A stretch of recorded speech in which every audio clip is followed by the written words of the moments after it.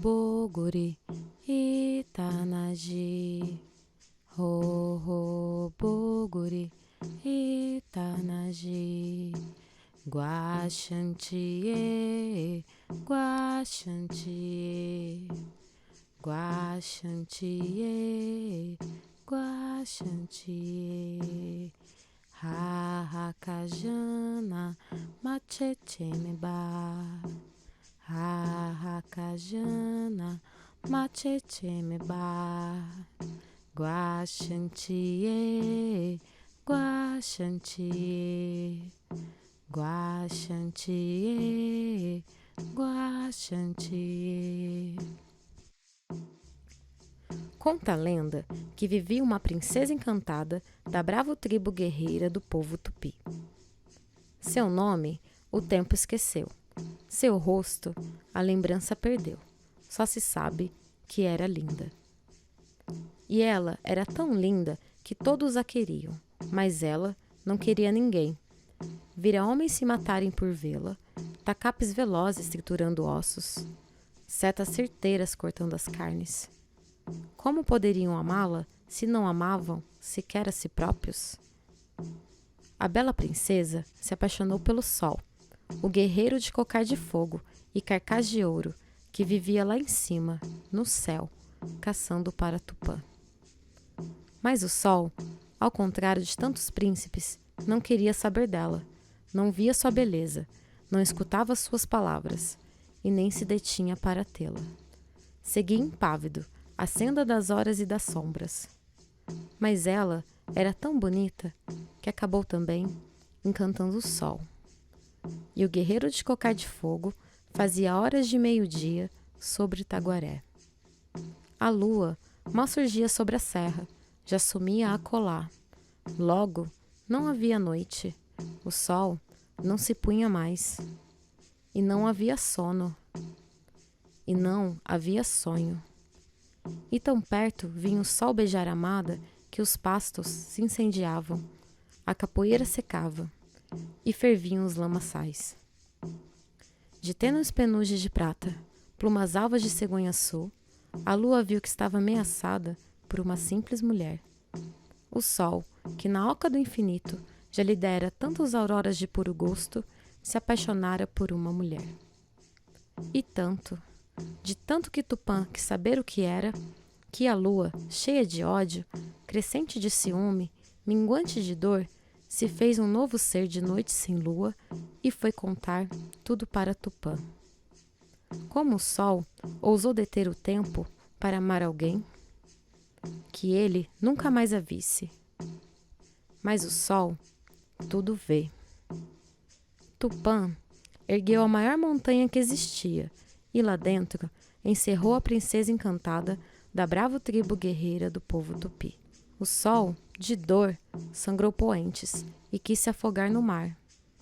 A lua chorou miríades de estrelas, constelados e prantos de luz. Mas nenhum choro foi tão chorado como o da princesinha, tão bela que nunca mais pôde ver o dia, que nunca mais sentiria o sol. Ela chorou rios de lágrimas. Rio Sapucaí-Mirim, Rio Sapucaí-Guaçu, rios de águas límpidas, minas, fontes, grotas, ribeiras, enchentes, corredeiras, bicas, mananciais.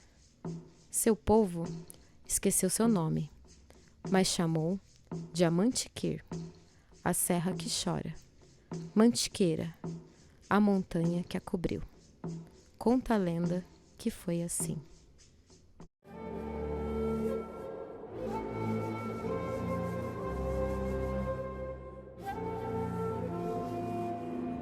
No Planalto da Mantiqueira Paulista, fica localizada a cidade mais alta brasileira, Campos do Jordão.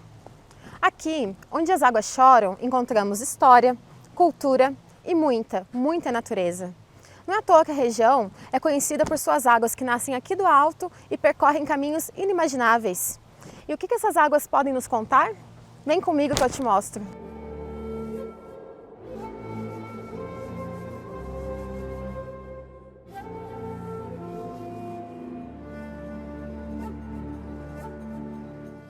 Para entender a importância das águas jordanenses, precisamos compreender primeiro o conceito de bacia hidrográfica.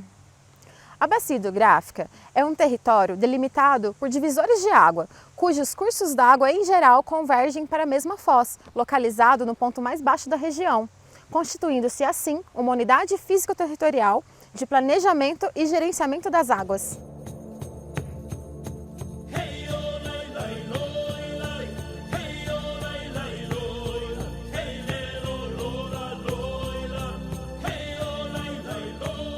A região possui unidades de conservação, que são áreas protegidas instituídas por lei com o objetivo de preservar ecossistemas raros e garantir a produção das águas a partir da conservação das florestas.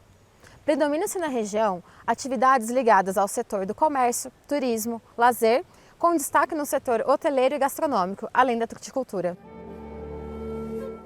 Está inserida no contexto internacional na Bacia do Prata, ou Bacia Platina, a quinta maior do mundo e a segunda da América do Sul.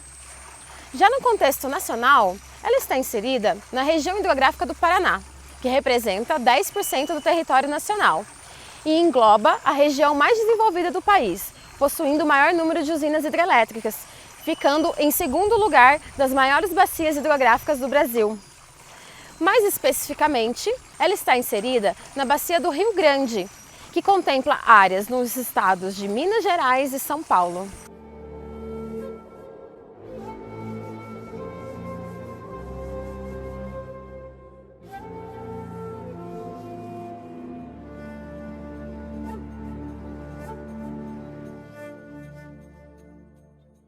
Devido à sua pequena extensão, a Unidade de Gerenciamento de Recursos Hídricos 1 foi dividida em duas unidades principais. Sapucaí-Mirim, a oeste, na área de influência dos municípios de Santo Antônio do Pinhal e São Bento do Sapucaí, e Sapucaí-Guaçu, a leste, na área de influência de Campos do Jordão.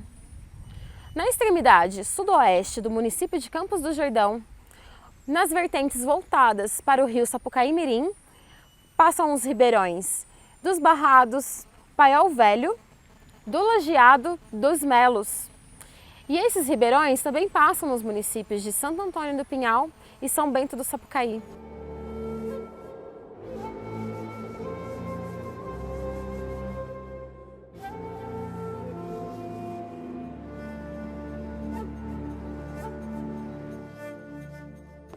Em Campos do Jordão, o principal rio da malha urbana é o Capivari, que recebe em seu curso os ribeirões Abernécia, do Imbiri, das Perdizes e do Fojo, e os córregos Piracuama, Mato Grosso e Homem Morto. Em seguida, passa a se denominar Rio Sapucaí-Guaçu, e ainda dentro do município recebe as águas dos ribeirões da Ferradura, Galharada, Caiambora, Campo do Meio, do Coxim, dos Marmelos e do Paiol, seguindo entre o limite do estado de Minas Gerais, entre Campos do Jordão e Piranguçu. Em seguida, já no estado de Minas Gerais, passa a se denominar como Rio Sapucaí e avança rumo ao norte para a represa de Furnas, desaguando no Rio Grande. Aqui em Campos do Jordão, contamos com duas microbacias de abastecimento de água para a população, sendo elas a microbacia Perdizes Salto e a microbacia do Fojo.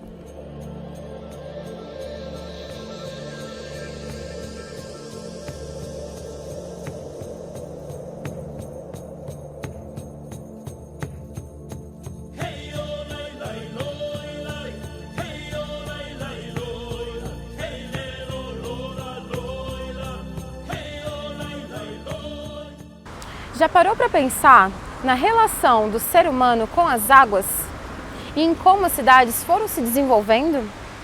Em sua maioria, as comunidades foram se instalando às margens do rio, devido ao acesso ao recurso e a fundamental importância em seu dia a dia.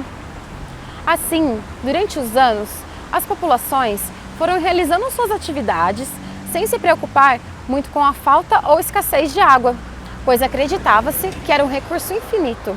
Em consequência disso, os rios foram perdendo suas características naturais, recebendo toneladas de esgoto e resíduo, poluindo as suas águas, contaminando o solo e impactando a fauna aquática.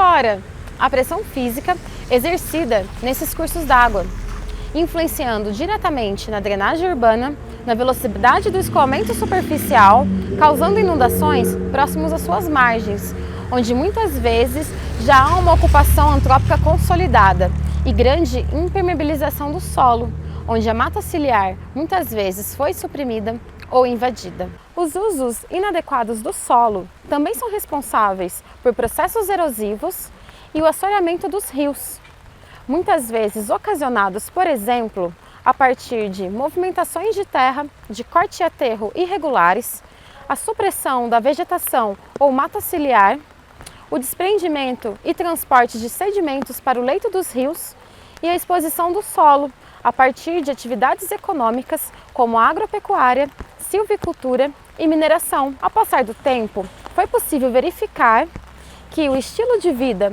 e o uso e ocupação do solo deveriam ser repensados. A água é um tema muito frequente na escola, então desde o ensino infantil a gente fala sobre a água, sobre a importância da preservação da água, o ciclo. Então os alunos eles crescem ouvindo falar da água. E aí quando chega no ensino médio, como é o meu caso, eu sou professora de ensino médio, aí a gente começa a pensar na água de uma outra forma. Então os alunos eles têm um olhar diferente, eles começam a perceber a água em volta deles, principalmente em Campos do Jordão.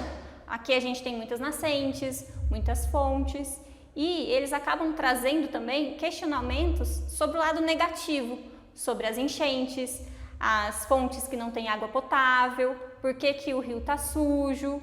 Então a gente consegue fazer um debate bem bacana porque eles já são maiores também, né? Então eu acredito que a água é uma ferramenta incrível de ensino e que a escola também é uma ferramenta para falar da água.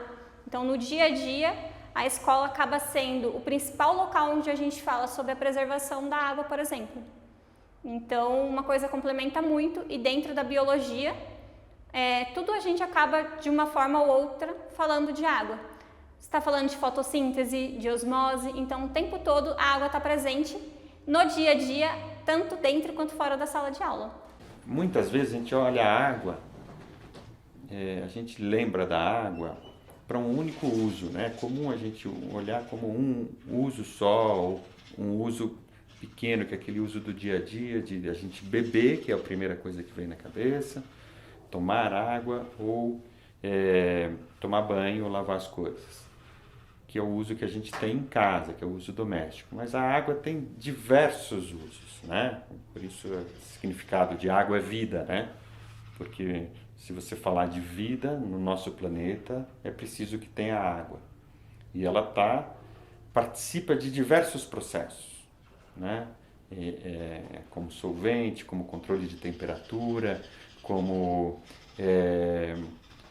para diluir, até para alimentação, para uma série de coisas a gente tem a água. Para diversão, que é um uso da água nem sempre pensado, para acalmar, até o barulho da água acalma, entendeu? Então a água tem a função até no som dela e a gente precisa perceber todos esses usos que a água tem, né? Na agricultura, produção de alimentos, e o ciclo, como é que ela está presente no planeta. Eu costumo às vezes falar com as crianças isso. Você fala, existe uma nascente de água. Eu falava isso para os meus filhos. Então essa nascente, a água está saindo dali, está saindo debaixo da pedra sem parar, então o planeta vai encher de água, né? Então esse sentimento de que é um ciclo, de que ela participa no planeta como um ciclo, é interessante. E nesse ciclo que ela está participando, ela participa de diversos processos da nossa vida, da vida do planeta. Eu acho que é bem por aí. Então é importante a gente perceber no dia a dia que, embora ela está ali presente o tempo todo, né? A gente lavar a mão, a gente beber, não sei o que, a gente tem contato direto com a água o dia inteiro, ela participa de uma série de coisas e até da paisagem aqui na Mantiqueira, das nuvens, que são presentes o tempo todo. As nuvens fazem parte da paisagem da Mantiqueira, né? Então as nuvens nada mais são do que a água no formato de nuvem naquele instante. as geadas de manhã, que é a água congelada, né, no formato de orvalho. Então, ela está, às vezes, muito mais presente do que a gente percebe. Bom, dentro da escola, quem nunca fez a experiência do feijão? Né? E ali a gente vê a importância da água para a vida, para as plantas, para nós, para a nossa alimentação. O terrário é uma ferramenta muito utilizada, né? Então a gente tem vários instrumentos. A gente busca sempre mostrar também para os alunos o que acontece quando tem a retificação dos rios, quando a gente tira a mata ciliar. Então a gente sempre tem outros instrumentos dentro da escola, várias experiências para falar da água também. E a gente mostrar esse processo no dia a dia. Entende-se como uso dos recursos hídricos qualquer atividade humana que altere de algum modo as condições naturais das águas superficiais e subterrâneas. O objetivo do gerenciamento dos recursos hídricos é garantir a disponibilidade equitativa entre os usos e os seus usuários. Quanto maior a escassez de água, maior a necessidade e a importância do seu gerenciamento, devendo garantir padrões de qualidade compatíveis com as necessidades dos seus usuários. A água é um bem de domínio público, sendo um recurso natural limitado, dotado de valor econômico, vulnerável e esgotável. A compreensão da água como um bem de valor econômico e passível de cobrança pelo seu uso é fundamental para garantir a sua disponibilidade. A cobrança do uso dos recursos hídricos objetiva reconhecer a água como um bem econômico e dar aos usuários uma indicação do seu real valor, além de incentivar a racionalização do seu uso e obter recursos financeiros para o financiamento de planos e programas de gestão de recursos hídricos. A gestão dos recursos hídricos deve sempre proporcionar o uso múltiplo das águas. Em situações de escassez, o uso prioritário é o consumo humano e a descentação de animais.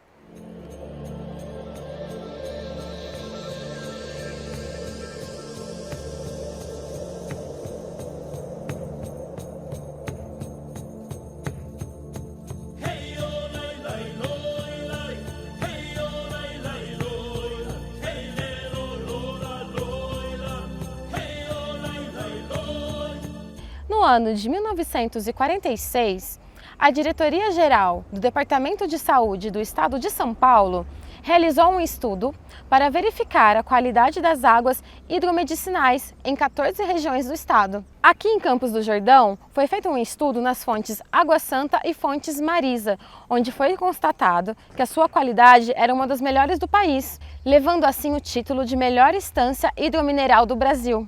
Lá nessas fontes, de águas minerais e cristalinas, histórias e contos centenários já revelavam conhecimento de suas propriedades de cura.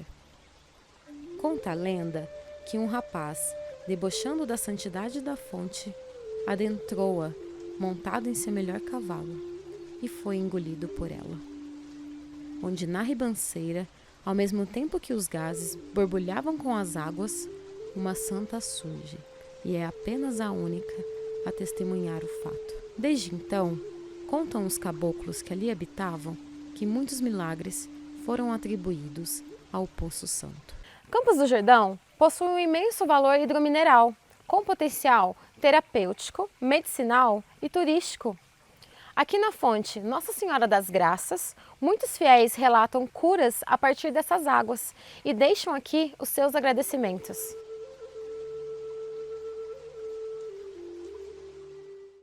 A gente precisa perceber em toda a relação histórica nossa. Então, se você vê na história do Brasil, o pessoal saiu de Taubaté para ir para Minas em busca do ouro, tal, que tem muito a ver com a história da Mantiqueira e a história de Campos do Jordão. Então, era a garganta da Mantiqueira. O que é essa garganta? É um local geológico de água que tem a cachoeira. Os caras tinham o desafio de atravessar o rio Paraíba. Os caras se localizavam pelos rios. Então, os caminhos, as trilhas, a denominação dessas trilhas eram as trilhas dos rios. Então, eles saíam de Taubaté, era a trilha ali do Piracuama, depois chegavam aqui em cima no Pico do Itapeva, era a trilha do Canhambora, que chegava no horto, então todas trilhas levando para Minas, trilhas de águas. Então teve nesse período essa primeira relação. Depois, quando a cidade começou a ser feita, se você começar a observar, como quase todas as cidades, ocupação tal, era em função da agricultura, que tem a relação direta com a água, e em função do saneamento. Então as casas próximas aos rios, por 2 motivos, para ter água para beber e para ter o saneamento, que nos primeiros momentos era jogando os dejetos diretamente no rio. Você vê que isso a gente traz até agora, na maioria das cidades, que não tem saneamento, ainda fazem isso como cultura. É quase uma cultura natural da nossa ocupação, né? E depois, a relação com as diversas coisas. Aqui em Campos, teve todo o período de cura. E um período de cura inicialmente ligado ao clima e à água como uma coisa curativa. A gente tem aí os históricos todos das fontes. A gente tem a água santa, né? No nome é isso. A gente pesquisa as fontes de água minerais que a gente tem na cidade aí, ainda até hoje, são ligadas a processos de cura. A gente está num novo momento aí de pandemia, tudo isso passando por isso, né? A gente consegue entender muito bem naquele instante como é que era isso, né? Como é que era a busca, se você imaginar um período, uma doença que não tem nenhum medicamento, né? Talvez a água naquele instante, ou ainda hoje, pudesse ser mais eficiente do que alguns dos remédios que a gente anda tomando, né? Para a pandemia. Você vê que a gente busca alguma cura. E a água naquele instante, ou chá, que também tem água na sua composição ali em alguma condição, né? Então, eu acho que tem esse aspecto nesse momento histórico. E depois, hoje no dia a dia, quer dizer, a gente tem uma relação hoje mais voltada a um princípio de preservação. Isso nos fez cometer alguns acertos e alguns erros, né? Na forma até de ocupação do território, em função desse bem que é a água. Nós estamos numa região, a Mantiqueira, uma região de nascentes, Campos do Jordão, super de nascente, porque a gente está numa região alta, a gente não tem nenhum rio muito volumoso, mas a gente tem onde a gente costuma falar que onde a gente dá uma enxadada aqui brota água, né? É comum da nossa região, para gente que nasceu aqui, vive aqui, sabe que isso é uma realidade da nossa região.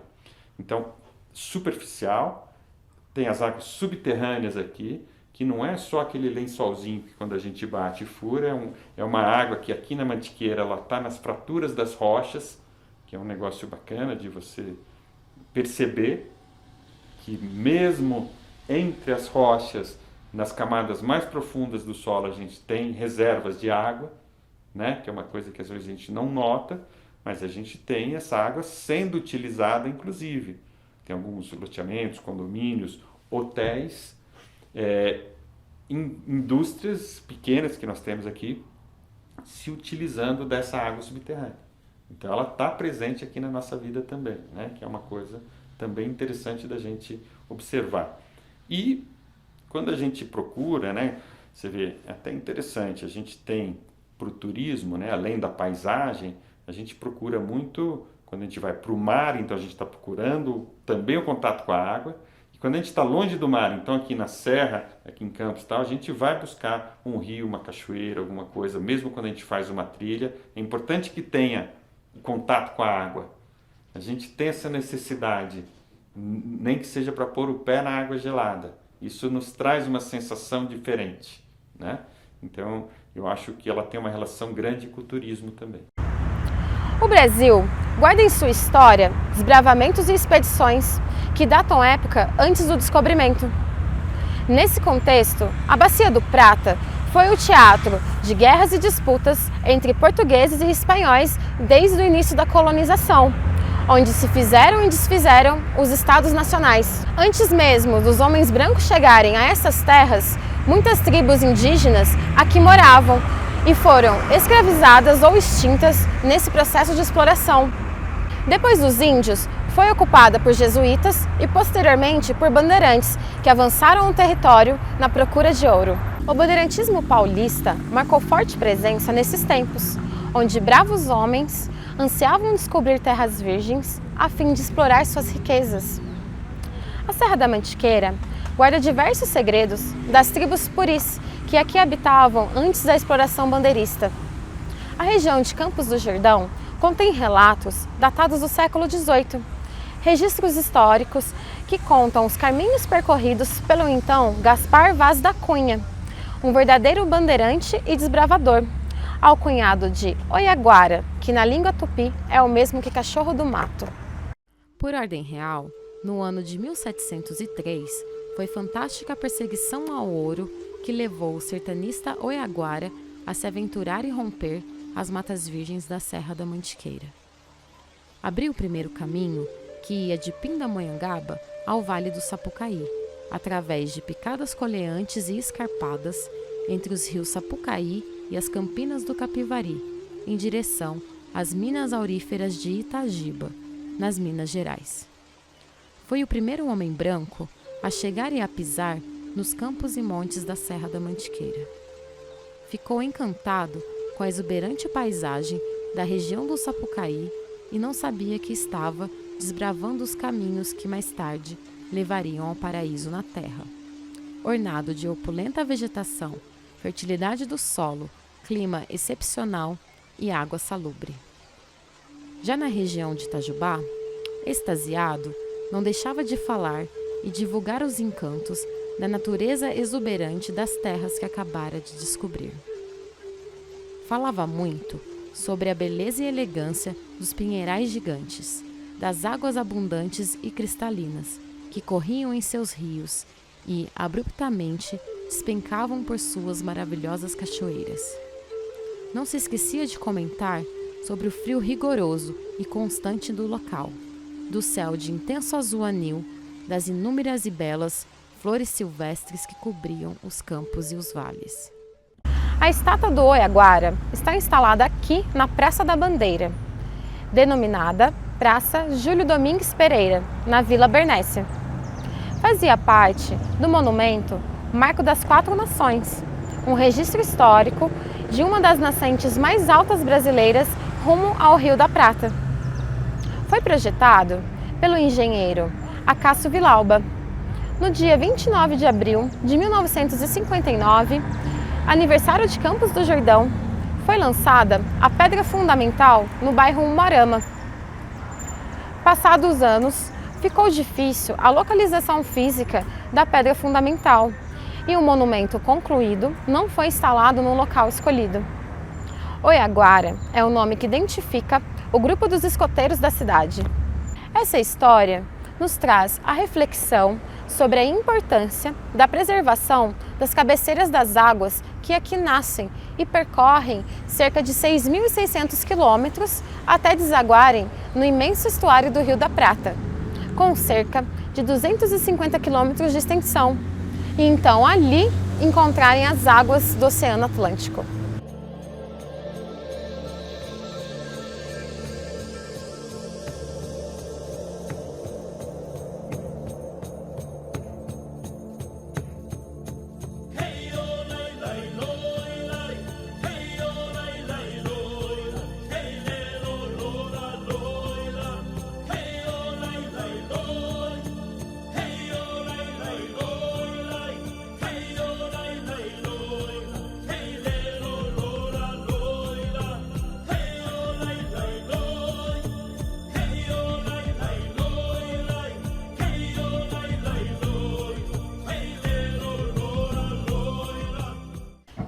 Pode passar para a sociedade, né, qual que é o papel dela, o que ela pode fazer, contribuir para essa gestão otimizada da água, né? Então, eu acho essa pergunta assim, né, que está um pouco ligada à educação ambiental, né, mas como fazer?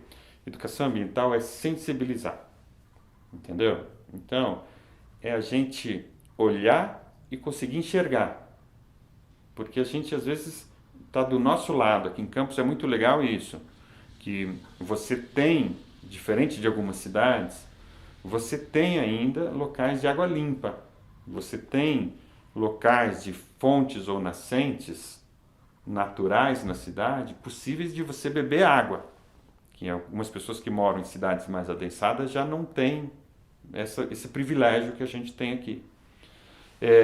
A pessoa perceber que aquilo é um patrimônio dela faz com que ela tenha vontade de cuidar, né? Eu acho que, por exemplo, aqui a gente notou uma grande diferença na quantidade de lixo jogado no rio, que diminuiu muito quando foi implantada a estação de tratamento de esgoto. Ou seja, quando o rio começou a ficar limpo pelo sistema de coleta e tratamento de esgoto, as pessoas naturalmente começaram a diminuir a quantidade de lixo jogado no rio. E ao mesmo tempo está cada vez mais frequente a fauna presente nesse rio. A gente percebe aqui, né, a gente tem um rio chamado Capivari, que é um local das capivaras, e que as capivaras estão voltando para o rio sozinhas, né? Ninguém trouxe ela, não teve um trabalho de repovoar nem nada disso. Elas estão voltando, né? Então, a água é boa para a gente, mas é boa igualmente para a natureza se ela é bem cuidada. A vida começa a voltar sozinha se a gente cuidar da água, entendeu? Então, acho que é um pouco isso. Mas fazer as pessoas perceberem, levar as pessoas para terem esse contato. Eu acho que quando a gente vai aqui a gente tem o Horto Florestal, por exemplo, que é um lugar maravilhoso e acessível a todos. Você vai lá, você vê um rio transparente do jeito que tem o rio lá, que você pode pôr o pé na água e sentir aquela sensação de tocar a água, né, do rio. Isso é uma sensação que eu acho que fica ali na memória como uma memória afetiva tão boa que te sensibiliza a querer fazer isso em algum lugar. Então as pessoas têm que primeiro ter a oportunidade de ter esse encontro com a natureza para passar a enxergar de como está no entorno dela. Bom, eu acho que não tem nada mais bonito do que você ver uma criança que vira para os pais e fala: mãe, tem que fechar a torneira, está desperdiçando água. Ou um aluno chega em mim e fala assim: poxa, professor, eu vi o meu vizinho jogando lixo no rio, eu fui lá brigar com ele. E aí a gente percebe que sim, a escola ela faz essa mudança, ela faz parte desse processo, ela consegue sensibilizar e transformar, né, esses alunos, essas crianças, e também faz com que eles tenham um outro olhar para a água, que eles vejam como ela é importante e tenham essa noção de pertencimento, que o rio também é deles, que aquela fonte também é deles, que o bueiro que está entupido também vai interferir na vida deles. Isso eu acho muito bacana, quando os alunos eles conseguem perceber o que está acontecendo em volta deles em relação à água. Já parou para observar por que as casas foram construídas de costas para os rios? As pessoas perderam a sensibilidade de perceber a importância da natureza para a qualidade de vida, e o rio virou um esgoto a céu aberto, onde hoje muitos dos seus afluentes estão escondidos por debaixo de construções, ruas, onde foram canalizados e espremidos com o crescimento desordenado das cidades. A grande falta de cuidado coletivo, muita desinformação e um desenvolvimento desenfreado que visa o lucro a curto prazo causou a poluição de nossas águas, que nos dias de hoje correm grande risco de escassez, inclusive aqui, na Montanha Magnífica, onde as águas nascem e a montanha chora. Porém, após termos a noção do crime ambiental que estamos cometendo, muito ainda se tem a fazer. O que mais falta para você perceber que é parte disso, do problema ou da solução? A comunidade tem responsabilidade na gestão desse precioso recurso e precisa participar do debate.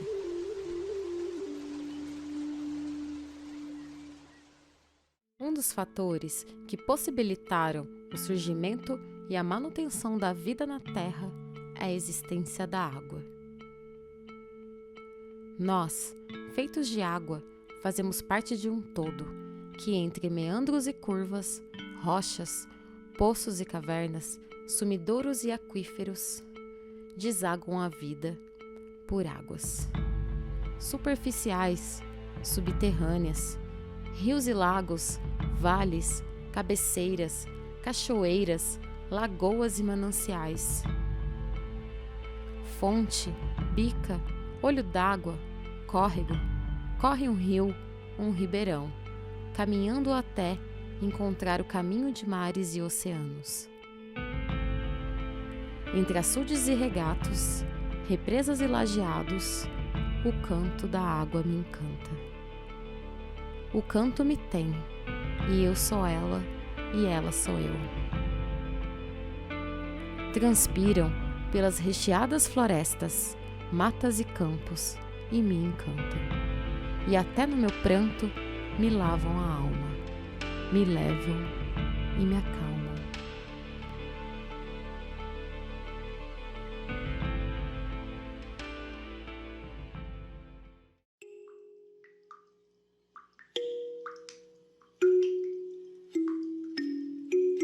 Da nuvem até o chão, do chão até o bueiro, do bueiro até o cano, do cano até o rio, do rio até a cachoeira.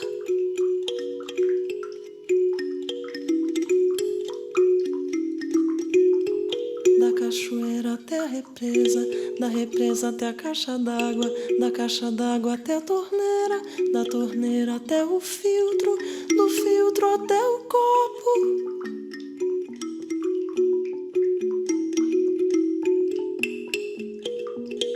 Do copo até a boca, da boca até a bexiga, da bexiga até a privada, da privada até o cano, do cano até o rio.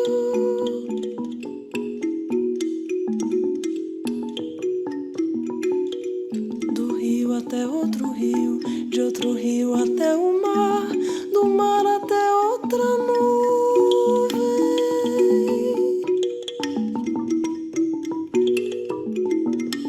Da nuvem até o chão, do chão até o bueiro, do bueiro até o cano, do cano até o rio, do rio até a cachoeira.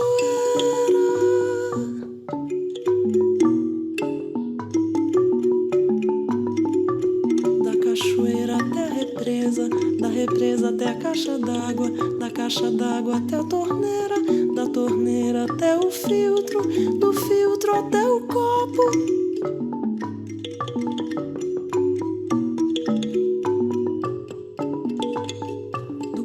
Até a boca, da boca até a bexiga, da bexiga até a privada, da privada até o cano, do cano até o rio.